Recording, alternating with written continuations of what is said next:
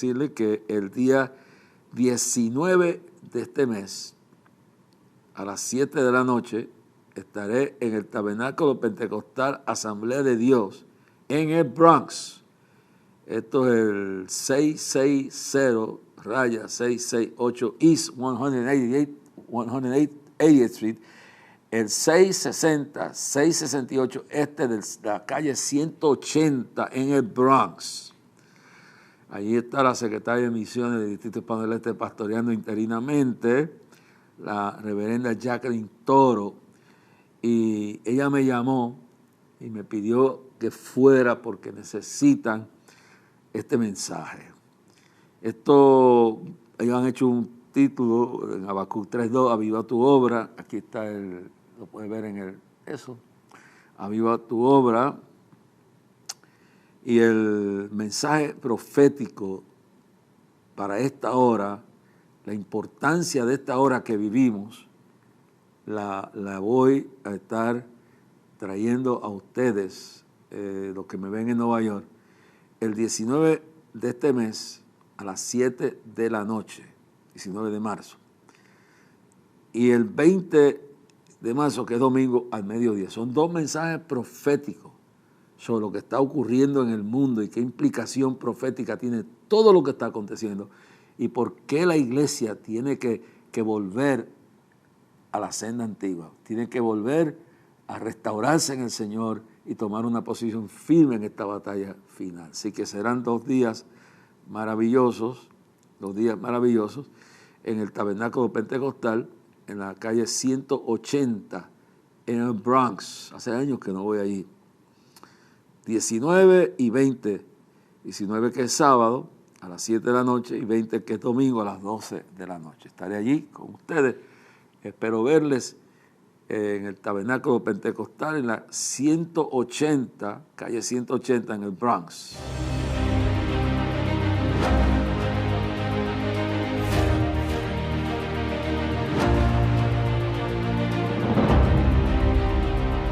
Pero me siento movido por Dios a que alguien en ese vasto desierto del mundo capte la esperanza, el mensaje urgente y apocalíptico que traigo en el día de hoy. Yo vi la gloria de Dios en El Salvador, vi una guerra detenida, vi un país levantarse de sus escombros, aunque murieron más de 80,000 personas en esa guerra. En Guatemala vi la misma experiencia, donde cientos de miles cruzaron fronteras para orar y clamar por la paz de la guerra que había en Guatemala. En Nicaragua, aún al finales de la guerra y aún después, en el 2018, nuestra presencia allí y el mensaje a cientos de miles cubriendo todo el país detuvo la masacre y el odio y ha llevado a una estabilidad temporal al país. Me senté con líderes políticos que muchos del sector evangélico odiaban porque los consideraban políticamente sus enemigos. Al sentarme con el comandante Ortega y su esposa, fui rechazado por el liderato religioso aún de mi propia organización, pero cumplí con Dios, porque el mensaje que Dios me ha dado no está sujeto al mandato y al orden de ningún ser humano. Vive Jehová y vive mi alma. He hecho las palabras del profeta Micaías, dadas al profeta falso que dirigía la parte religiosa del rey Acab, un apóstata. Le dijo, vive Jehová, cuando le dijo, habla el mensaje que me agrada y que le agrada al rey. Micaías le dijo, vive Jehová y vive mi alma, que hablaré lo que Dios me manda. Siguiendo el ejemplo de uno de mis profetas favoritos, Jeremías, he aprendido que no siempre las multitudes tienen la razón. No siempre los gobernantes tienen la razón ni el liderato religioso. Y no siempre el éxito económico, multitudinario, significa que Dios está contigo. Hay veces que uno está en minoría a veces está perseguido, ignorado por quienes tienen el poder religioso o tienen el poder económico o político. Yo he vivido esto durante mis largos 60 años de cristianismo y 59 de estar predicando este evangelio. Yo sé del mundo de donde vengo. Quiero en este mensaje dar un detalle importante para que el pueblo me escuche y se sepa que con poco, si tienes a Dios contigo, se puede hacer mucho. Durante todos esos años hemos vivido, hemos hecho lo que hemos podido. Gedeón con 300 venció a los madianitas. David con una piedra y una honda derrotó y humilló al gigante Goliat, mientras el político gobernante Saúl temblaba de miedo y se escondía en una casa de campaña. He vivido muchos años. Ya no soy el joven evangelista que en la década del 60 pastoreé durante la guerra de Vietnam y comencé campaña evangelística en todos los rincones de mi isla, porque antes de ir a los confines de la tierra, viví en la casa de pastores, pasé la noche en selvas, pasé la noche y los días haciendo la voluntad de Dios, primero en mi tierra y después hasta en las selvas del Amazonas, en lo más profundo del Caquetá colombiano. Sí, he viajado por este camino muchos años. Tengo que decir en esta noche que recuerdo claramente que no hay rincón de mi tierra que no lleve el mensaje en las alturas de Dos Bocas de Utuado, en los campos de Oaxaca, en Quebradilla y en los pueblos cercanos de Isabela, Aguadilla, donde pastoreé durante la guerra de Vietnam, a las playas de Humacao, a los pueblos de Las Marías, del Cafetal, a cruzando los campos de Dos Bocas de Utuado, a través de llegando a las orillas del lago, pernoctando en casas de humildes pastores, en carros viejos y a veces en carros públicos y en autobuses públicas. Hice la labor del Señor, graduado del seminario de las Asambleas de Dios, convertido en una convención de la Iglesia de Dios, Mission Board aquí, fuera Church of God,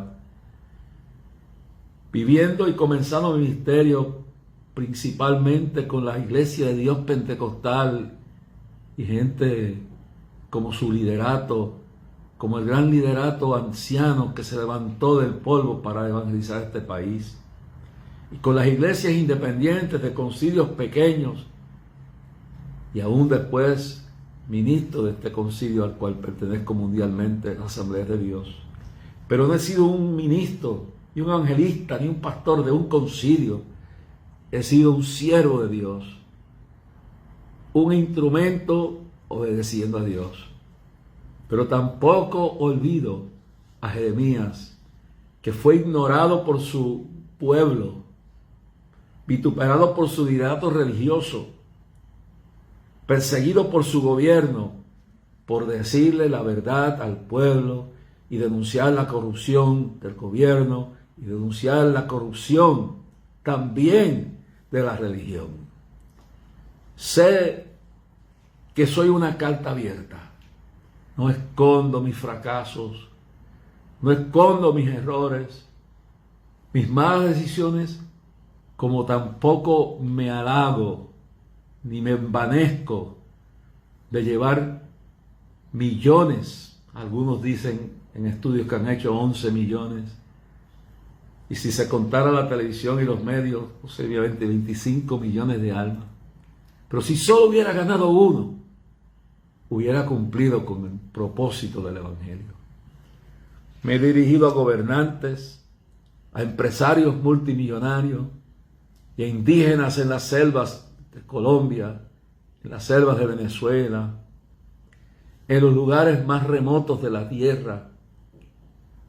Le he hablado a un musulmán a la orilla de lo que algunos alegan que es el monte Sinaí.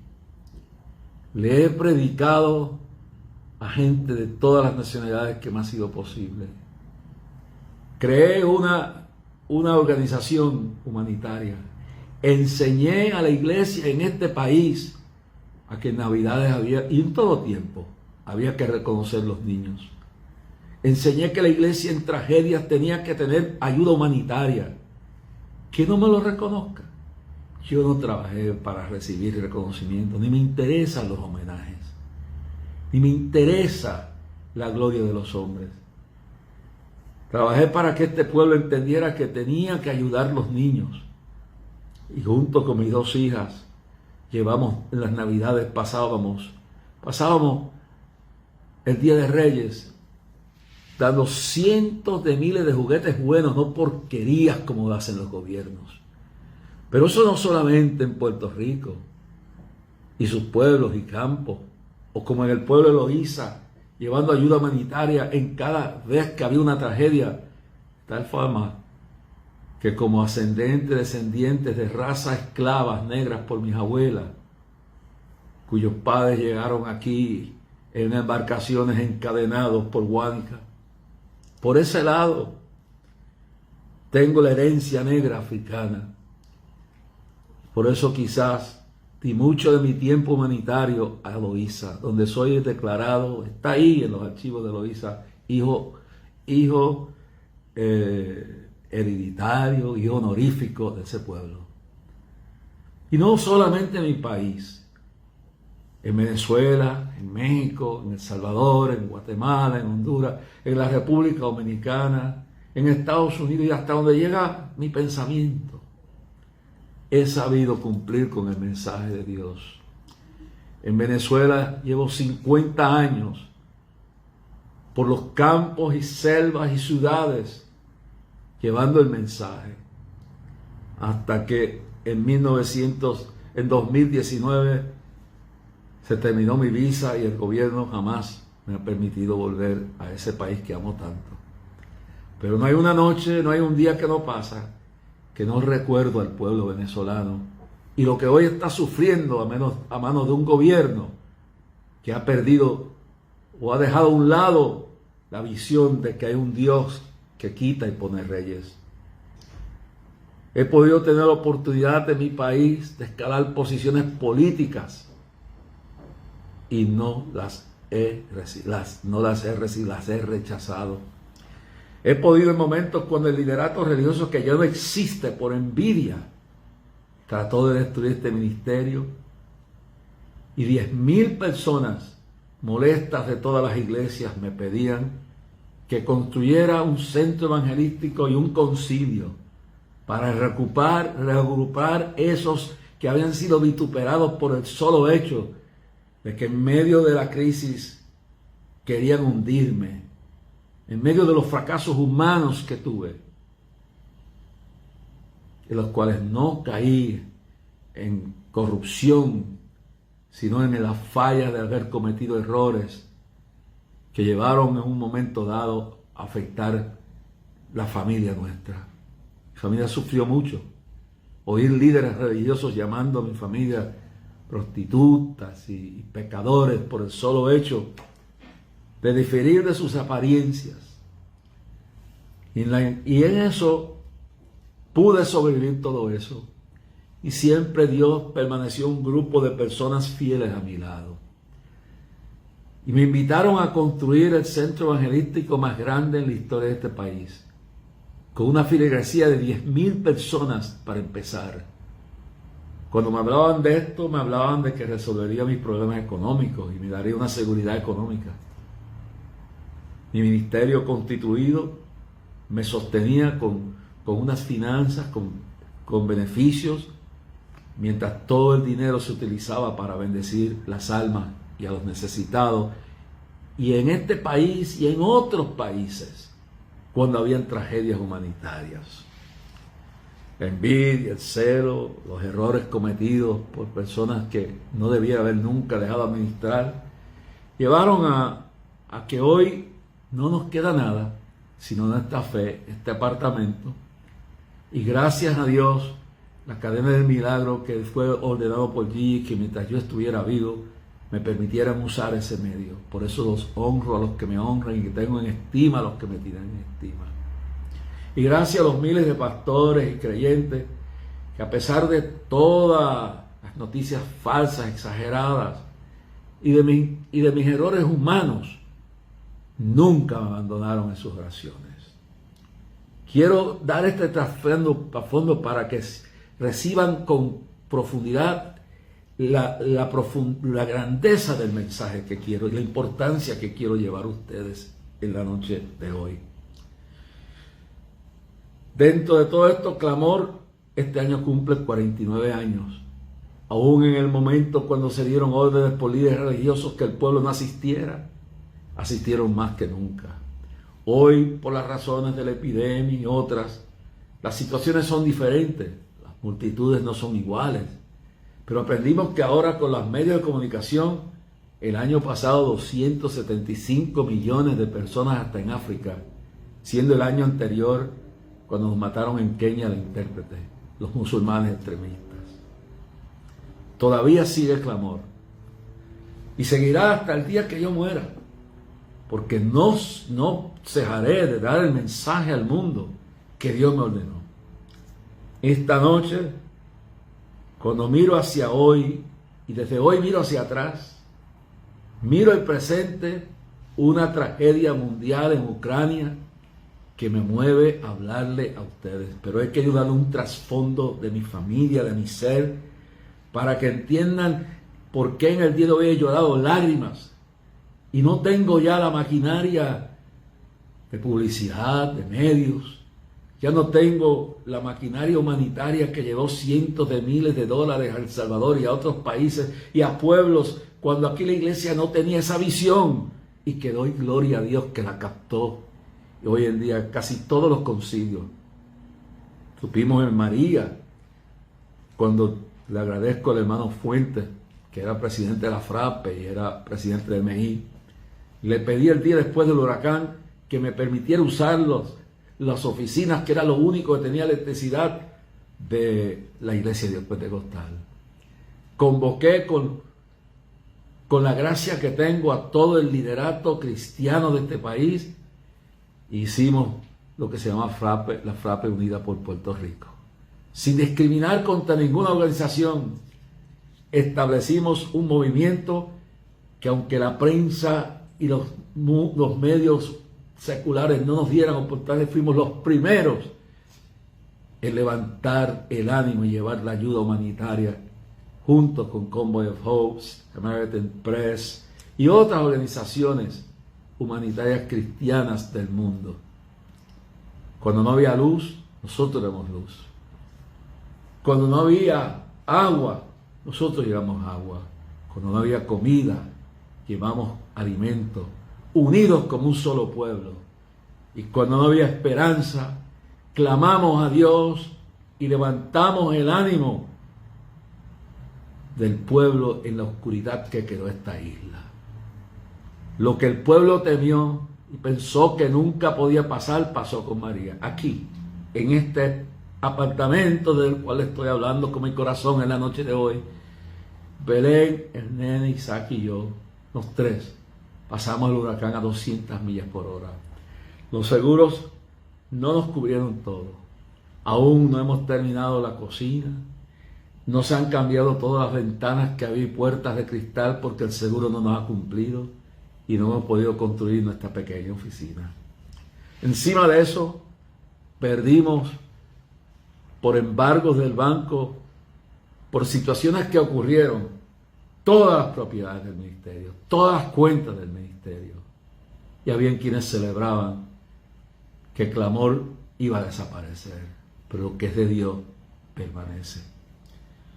Yo quiero decirle el por qué yo llevo en mi corazón esta angustia de lo que estoy viendo en el mundo, en los gobiernos, en el liderato mundial y en la iglesia. Yo nací en plena guerra mundial. Nací de una madre que me tuvo a los 14 años de edad.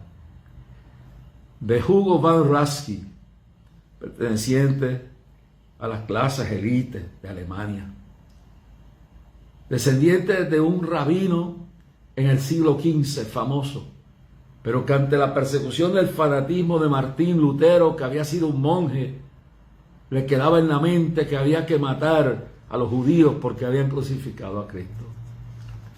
Mi ancestro rabínico, el más famoso, de por ahí sale el nombre Raski, que era una configuración para evadir la muerte de los ejércitos de Lutero, el fanatismo religioso. Sí, un hombre que Dios usó para cambiar la historia, pero la iglesia tiene que saber la verdad, era un fanático, mató miles de judíos, y eso no se puede negar, esa es la historia. Dios lo usó porque lo vil del mundo, lo menospreciado del mundo, usa a Dios para avergonzar a los sabios. Mi ancestro se acobardó, se declaró luterano, y desde entonces del siglo XV nos convertimos en la familia Raski. Llegaron a ser ricos, dueños de terrenos valiosos. Llegaron a escapar por siglos, 5 siglos, hasta la década de Hitler, cuando ya estaban al punto de descubrir que eran descendientes de judíos. Antes que lo descubrieron, escaparon a Wisconsin, a Milwaukee. Establecieron lecherías y fincas. Una de mis tías murió, que era sobrepeso. Murió en un barco, en una yola, en uno de los Grandes Lagos. Se mudaron a Texas, donde nació mi papá, Hugo Van Raski. En medio de todo esto, era un tiempo de mucho racismo en el mundo. Escaparon del Holocausto y llegaron a América, tierra de la libertad. Tierra que hoy los radicales, los infames humanistas quieren destruir. Y que existe dentro de un gobierno déspota que quiere depravar y destruir los niños y llevarnos a la ruina completa y perder la esencia de los padres fundadores de la nación. Dios no ha bendecido a Estados Unidos por sus armas. Ha bendecido porque se fundamentó en la Biblia y sus grandes fundadores como George Washington, figuras como Lincoln, reconocieron que sin la Biblia y sin Dios no podía haber una nación.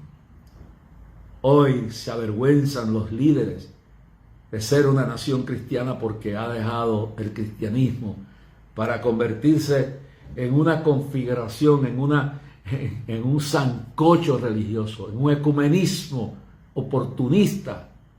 Y se han olvidado las palabras de Pablo en Romanos 1:16, porque no me avergüenzo del evangelio, porque es potencia primero para el judío y luego para el gentil. Y se han olvidado las palabras del proverbista y del salmista que dijo: bienaventurada la nación cuyo Dios es el Señor. La realidad es que nací en plena guerra, en un momento difícil. Mis abuelos creían, por la descendencia de mis abuelas, que Dubie Cales, Juanita Mercado Cales era mi abuela, pero Dubie Cales era una negra africana, descendiente de padres que llegaron en los barcos de esclavos a Guánica. Y en aquellos días no había lo que hay hoy en día. Decidieron que iban a hacer un negro kinky y desheredaron a su hijo. Mi padre fue llevado a la fuerza porque no quería abandonar a mi madre, que murió como la reverenda presbiteriana Mercedes García. Fue tener grandes estudios en la Universidad de Columbia, McCormick Theological de la Universidad de Illinois. Participó del sínodo de Long Island y fue pastora presbiteriana, ella calvinista y yo arianista. Pero estamos en consentimiento mutuo de que Cristo era el camino, no importando las diferencias y vertientes teológicas, que mi madre y yo teníamos grandes diferencias.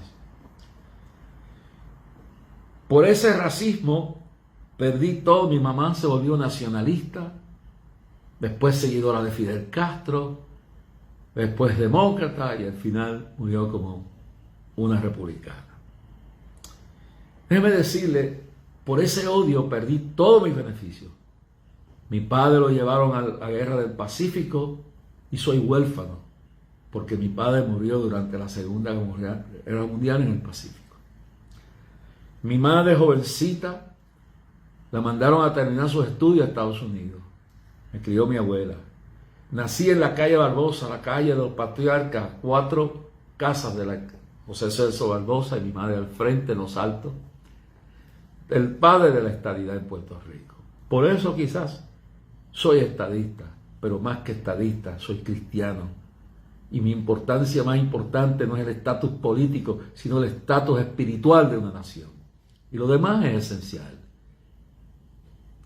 Me ofrecieron candidaturas políticas diferentes que me resolvían el problema económico. Y nunca acepté una candidatura política, habiendo podido escalar el Senado así posiblemente hasta dónde, porque amaba más estar en los campos y las selvas y las ciudades de América Latina, especialmente de Venezuela. Todo eso atrás, nací en la calle Barbosa, que eran los escalones de la casa, el terreno está vacío. No era propiedad nuestra, no sé ni de quién es.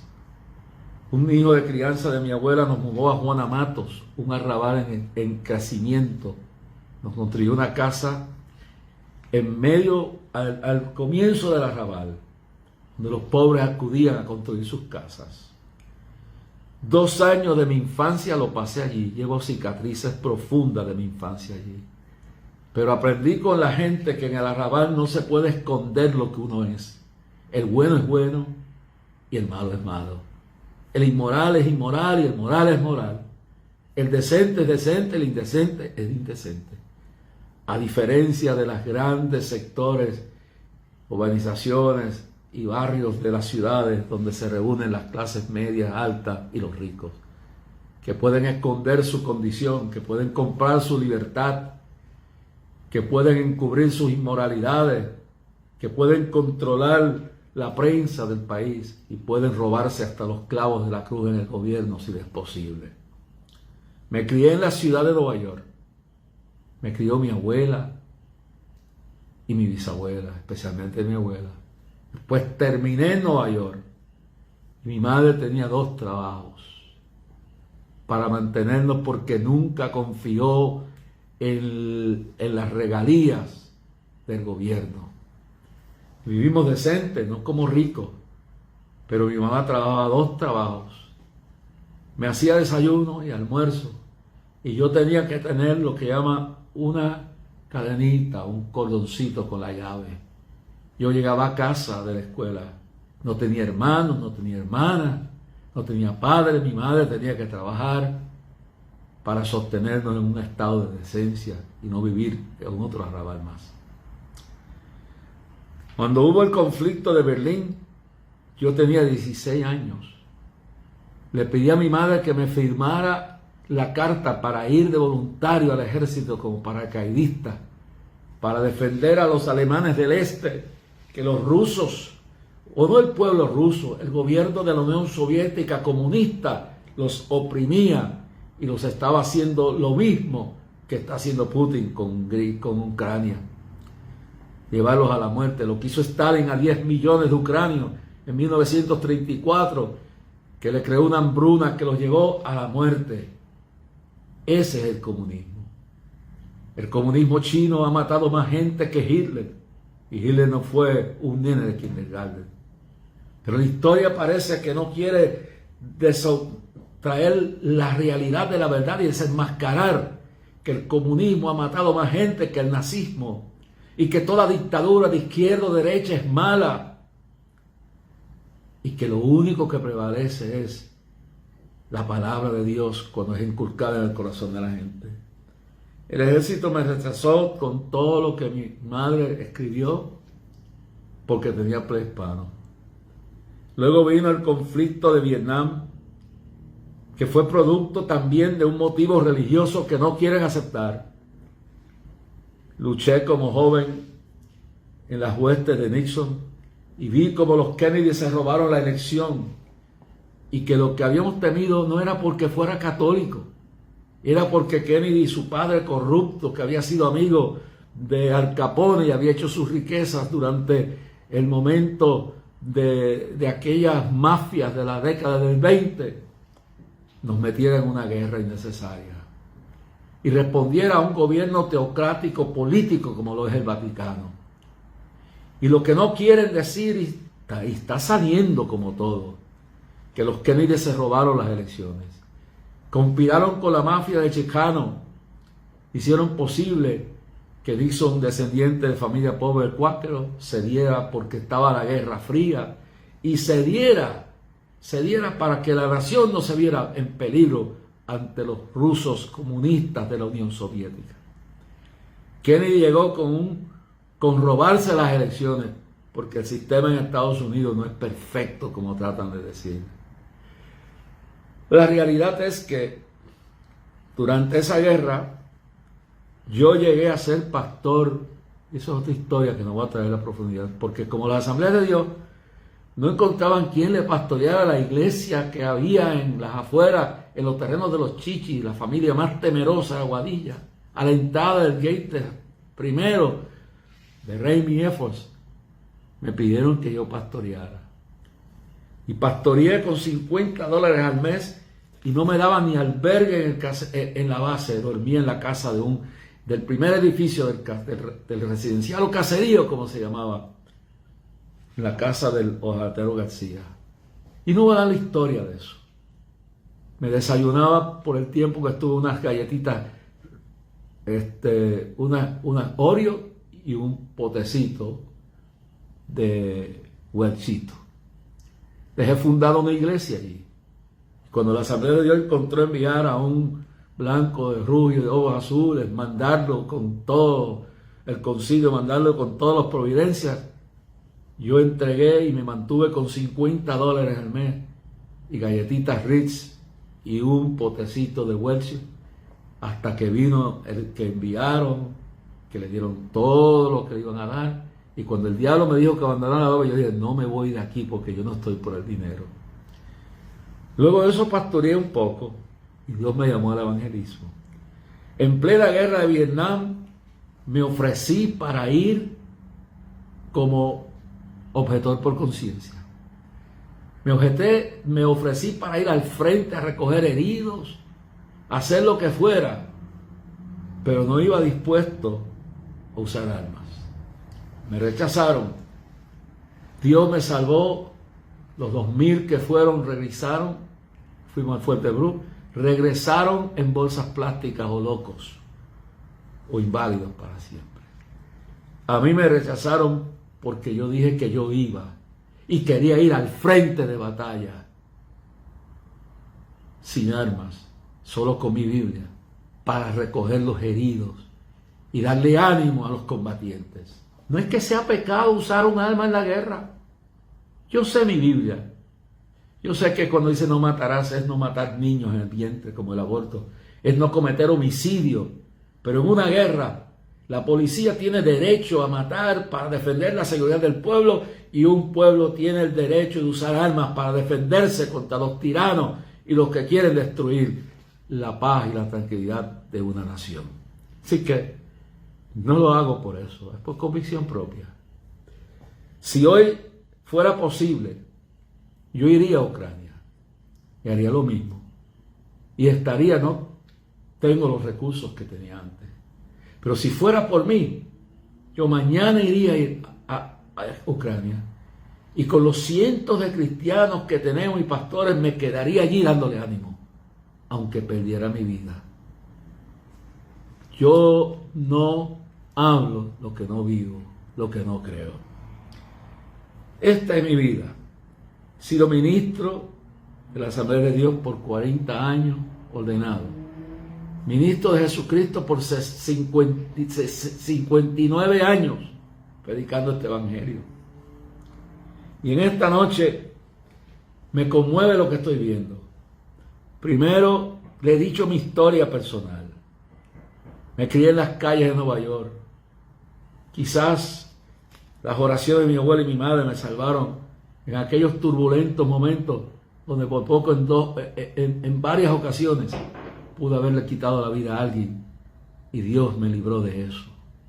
Me libró de usar las drogas, lo más que bebí ron y fue fumar y usar armas blancas. Pero nunca maté a nadie, nunca usé drogas. Lo más que hice es que me emborraché y fumé cigarrillo y hablé malo y golpeé gente y hice cosas indebidas que el día que Cristo vino a mi vida me salvó y me transformó. Pero en esta noche me da tristeza lo que veo. Me recuerda esto a Ruanda. Me recuerdo cuando yo estaba en la frontera de Sudán con Egipto y los cadáveres bajaban por el río Nilo, donde desemboca el río Congo. Dicen 800,000, 1,000,000. Yo lo que sé es que los cocodrilos hacían fiestas con los cadáveres. Y el presidente William Jefferson Clinton, que a pesar de toda la corrupción y lo inmoral que fueron esa pareja, lo mismo que están haciendo en el día de hoy con Andrew Cuomo, lavándole la cara mientras los injustos, los pobres, infelices, se pudren en las cárceles.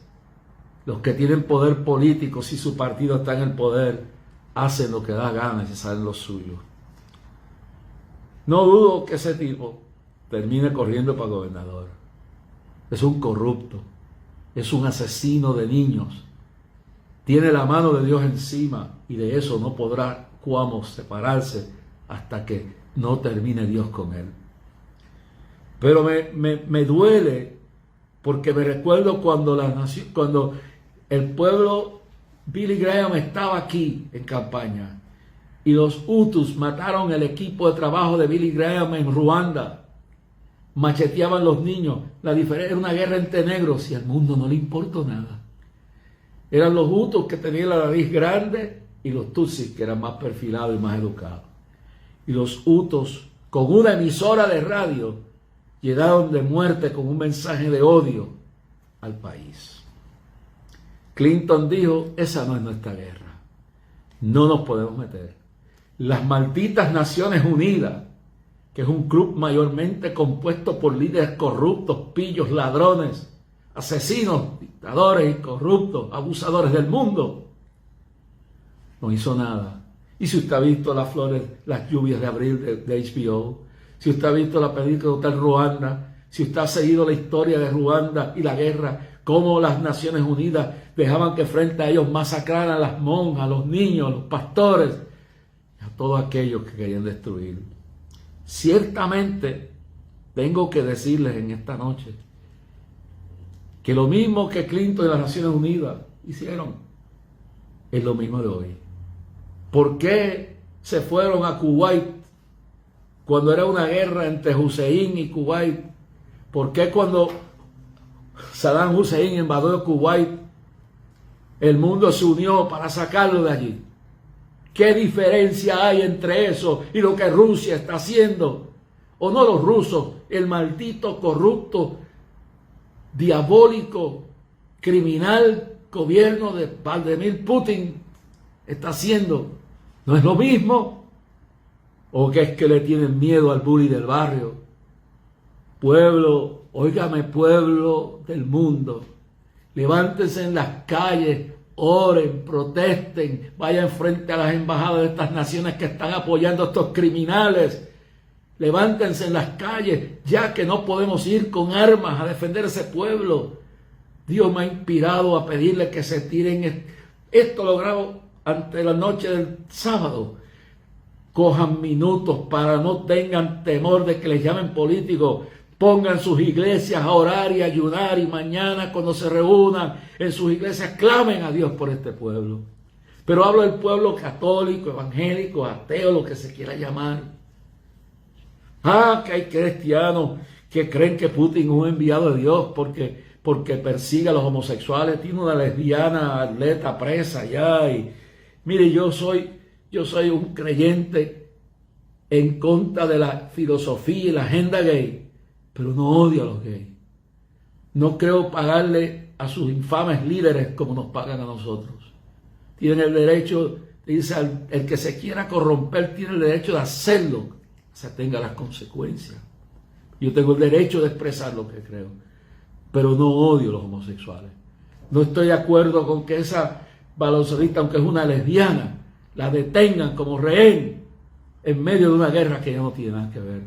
No estoy de acuerdo con Putin, que meta a los homosexuales a la cárcel, los torture y que se dé golpes de pecho, que mientras él esté allí no habrá matrimonio gay. Yo no creo en el matrimonio gay. Yo creo que es algo, una deformación de la familia. Me opongo a eso. Pero no estoy a favor de meterlos presos. No estoy a favor de matarlos, de perseguirlos, como ellos algunos están dispuestos a hacerlo con nosotros. No se devuelve el mal por mal, sino con bien.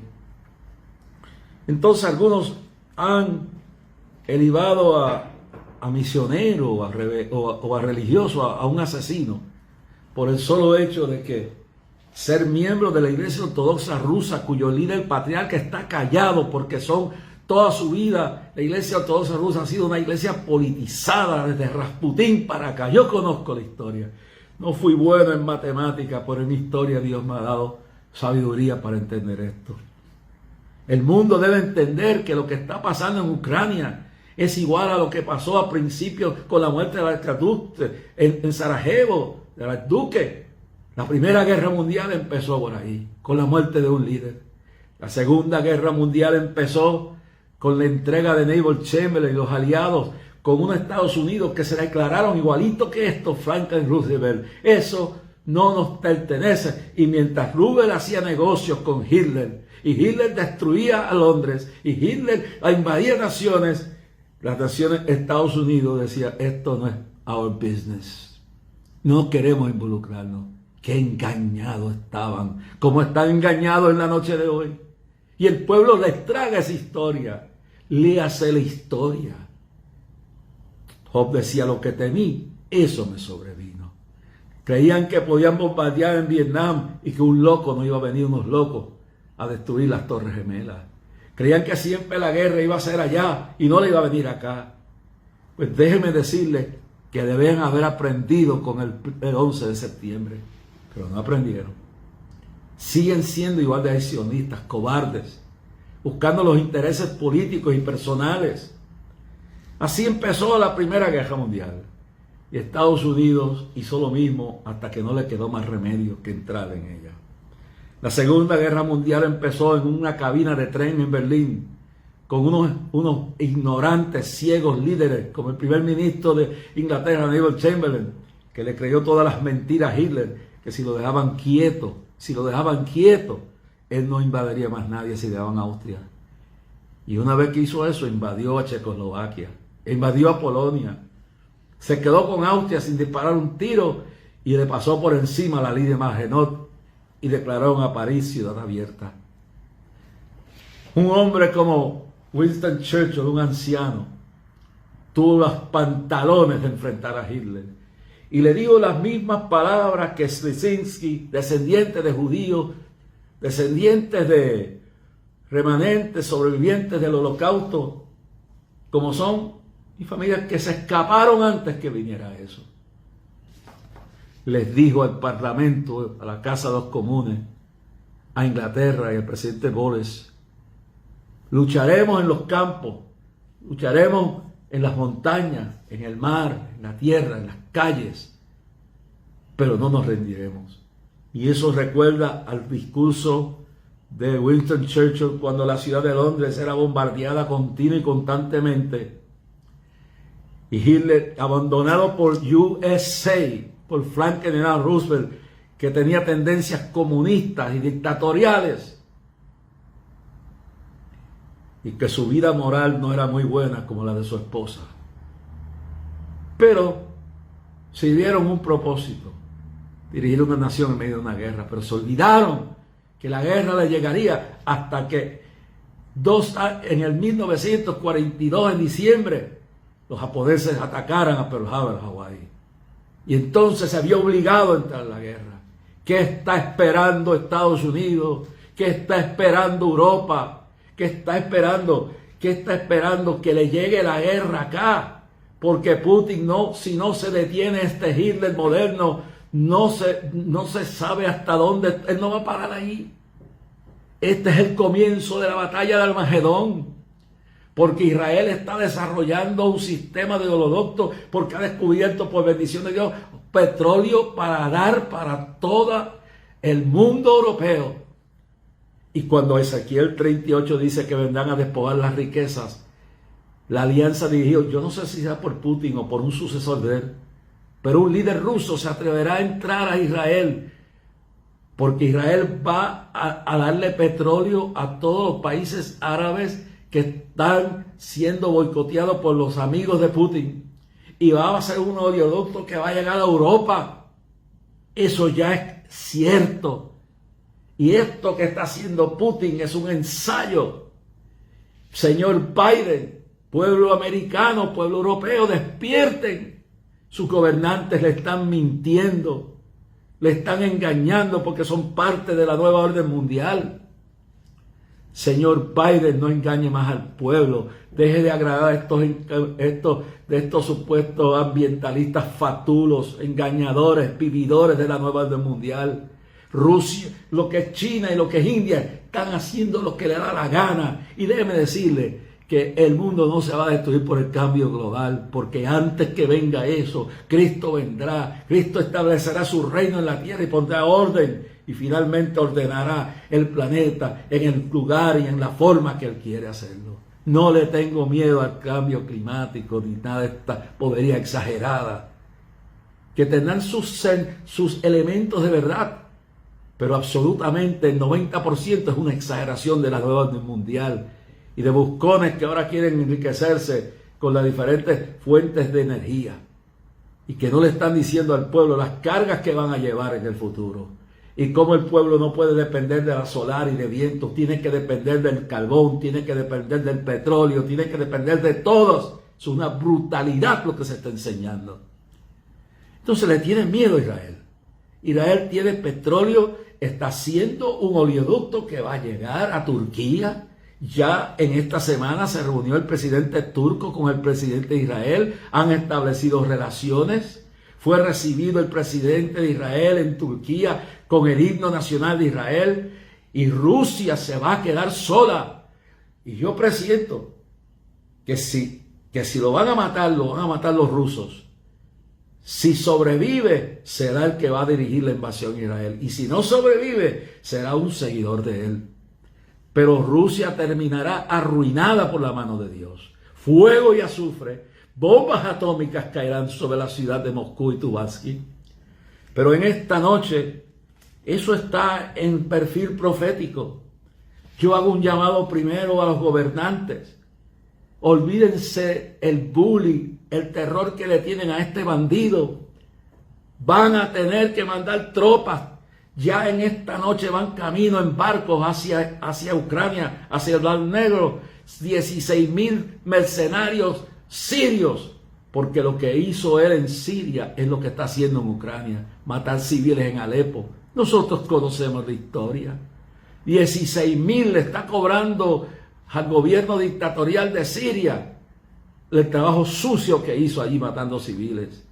Y ahora van 16,000 asesinos sirios a meterse allí, pero también están llegando gente de la República de Georgia que han sido víctimas del loco de Putin y ese estilo de gobierno, y están yendo gente de todas partes del mundo a hacer, como se hizo en el tiempo de Franco, una alianza mundial para defender a ese pueblo indefenso. No tengan miedo de crear una zona parcial segura, porque cuando estén masacrando a la gente y a los niños, como ya empezaron en escuelas y en hospitales, ustedes, señor Biden, ustedes, Macron, y gobernantes de la Unión Europea, y el mundo que no haga nada, aunque sea manifestaciones en las calles, oraciones mañana, domingo, que eso terminaré con la iglesia, diciéndole el mensaje en los últimos minutos que me quedan. Les pido que van a tener su conciencia manchada con la sangre inocente. Miles de cristianos están de rodillas. Tengo fotos, tengo videos de soldados orando de rodillas. Dios está haciendo milagros. Yo creo que si oramos, si el pueblo sale y se deja ya Biden y se deja de estar intimidado por los amigos de este demonio que está allí llamado Putin, Salgamos a las calles, oremos, protestemos en paz, hagamos manifestaciones frente a las embajadas, a los consulados de Rusia y sus aliados. Que el mundo sepa que todavía tenemos sentimientos, todavía tenemos principios de humanidad y del Dios divino. Le pido a la iglesia que mañana declare oración profunda y ayuno por un pueblo que lucha por su subsistencia, y que allí están nuestros hermanos cristianos. Allí hay miles y miles y miles de cristianos orando en las calles, dispuestos a morir, porque no solamente se defiende a la democracia a través del voto cuando se puede, cuando hay que defenderse. Si a Hitler lo hubieran parado a tiempo, esa guerra no se llevaría a cabo. Hay que orar por Ucrania. Y yo les digo esto: declaren oración, líderes, reúnanse, hagan lo que puedan por ayudar a este pueblo, pero sobre todo nuestras armas no son carnales, sino poderosas en Dios para ayudar fortalezas y traer cautivo todo pensamiento de la obediencia de Dios. Líderes conciliares, pastores, declaren oración fuerte para que Dios destruya, levante la naturaleza, tiemble la tierra, se los trague.